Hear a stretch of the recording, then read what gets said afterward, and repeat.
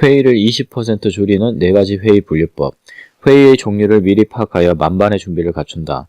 시간이 많이 걸리는 업무 중 하나가 바로 회의이다. 미리 회의를 분류해두면 회의에 임하는 자세를 가다듬고 회의의 균형을 맞추는 데 도움이 된다.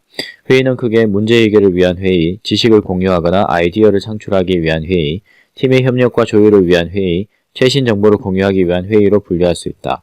이렇게 4가지로 분류한 회의의 종류와 특징을 정리한 것이 표 3-2이다. 이것을 참고로 하루의 대부분을 차지하는 회의가 어떤 종류인지 생각해보자. 일반적으로 1. 문제 해결을 위한 회의는 의사결정을 하거나 지시를 내리는 회의이다. 복잡한 대응이 필요한 동시에 높은 가치를 창출한다. 2. 지식 공유 및 아이디어 창출을 위한 회의는 다양한 부문에서 전문가를 초청하거나 미스터리 쇼퍼 조사 결과를 공유하는 자리이다. 새로운 것을 배우거나 기존 계획을 발전시킬 수 있는 절호의 기회이다.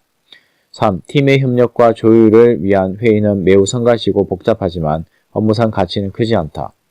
회의 중간보다는 회의 시작 전부터 팀원 사이에서 여러 사항을 조율하는 데 신경을 쓴다. 4. 정보 갱신을 위한 회의는 가치가 크지 않기 때문에 되도록 다른 수단을 이용하는 것이 좋다. 현 상황을 제대로 파악하고 4가지 회의 가운데 문제 해결에 보다 많은 시간과 정성을 들이도록 하자. 이전에 소매 업무에 관한 프로젝트에서 점포에 직접 방문하여 재미있는 조사를 한 적이 있다. 점원이 실제로 하는 행동을 관찰하고 시간을 확인했다. 일반적으로 점원의 행동은 불필요한 시간, 부차적인 시간, 부가가치를 창출하는 시간의 3가지 종류로 분류할 수 있다. 청구와 코너에서는 상품 옮기기, 순서대로 깔끔하게 진열하기, 가격표를 확인하여 교체하거나 유통기한이 지난 상품을 진열대에서 꺼내기, 대화 등의 행동이 일어난다.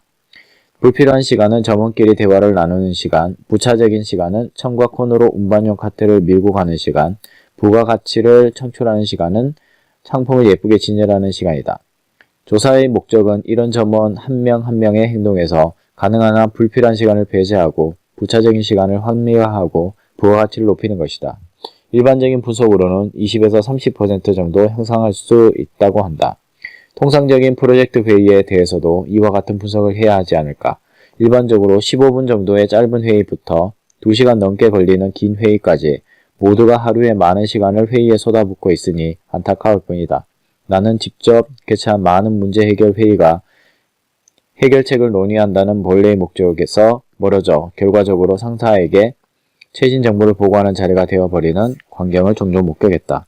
상사에게는 미리 메일로 정보를 제공하거나 그렇지 않으면 그 회의에 출석하지 않게 했어야 하는데 나는 이 2가지 수단을 취하지 못해 모두의 시간을 낭비하게 만든 적이 있다. 자신이 어떤 자세로 회의에 임할지, 어떻게 회의의 목적을 달성할지를 의식하자. 만약 팀의 협력과 조율을 위한 회의라면 미리 중요한 이해관계자와 사전 교섭을 하는 것이 중요하다. 시간이 있다면 이번 주와 다음 주에 예정된 회의에 대해 우선순위를 매겨두면 좋다. 중요한 문제 해결 회의는 무엇인지, 큰 도움이 되지 않는 회의는 무엇인지 메모하는 것이다. 불필요한 회의는 취소하거나 연기한다. 최신 정보는 메일로 공유하면 되기 때문에 회의가 아니라 메일로 해결한다. 담당하는 프로젝트의 많은 리더나 상사가 참가하는 경우를 포함하여 스케줄에 들어있는 회의 가운데 20% 정도는 줄일 수 있을 것이다. 다음으로 회의를 다른 사람에게 위임하는 방법도 있다. 자신이 어떤 회의에 출석할지 신중하게 고르는 것이 중요하다. 회의를 종류별로 확실히 분류해두면 그 자리에서 내려야 할 판단이 훨씬 쉬워지고 생산성도 향상된다.